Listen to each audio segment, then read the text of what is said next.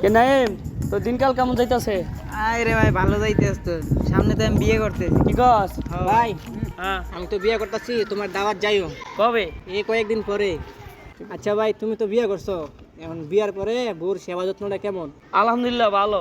সকালবেলা ঘুমের তন উড়ে দাঁত ব্রাশ করে দেয়, দুপুরবেলা খাওয়া দেয়, রাত্রে ঘুমানোর সময় ঘুম পাড়ায় দেয়। বিয়া যে কত মজা রে, খালি খাওন আর খাওন। ভাই ভাই, শীতকালে কিন্তু বউলেই ঘুমাইতে আরাম আছে। হেলে কি তো তোর বিয়া করাইতেছি বেটা খারাপ। আচ্ছা ভাই, আমি তাড়াতাড়ি বাসায় গিয়ে আব্বারে কই বিয়ার ডেটটা ফেলাইতে, তোমরা কিন্তু যাইও গা। আচ্ছা আচ্ছা আচ্ছা ঠিক আছে আল্লাহ। ভাই তুমি মিছে কথা কইলে গা, তোমার তো সকালবেলা উঠেই দেই ভাবি তোমার রাতে ঝাড়ু দেয়। আরে হন, এটা না করলে তো বিয়া করতে চাইতো না। বিয়াটা খালি করো, কাইসে বিয়া করবো দাওয়াত দিতে।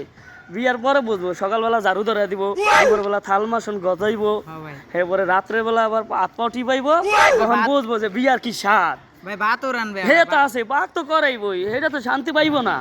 বিয়াটা করো খালি, এলিগা কইছে যে বিয়াটা কর। ভাই তুমি তো আরে ফাঁসাই দিলা, সাব্বাস। ধরিস না রে, একটু আগে মাইটা খাই আইছি।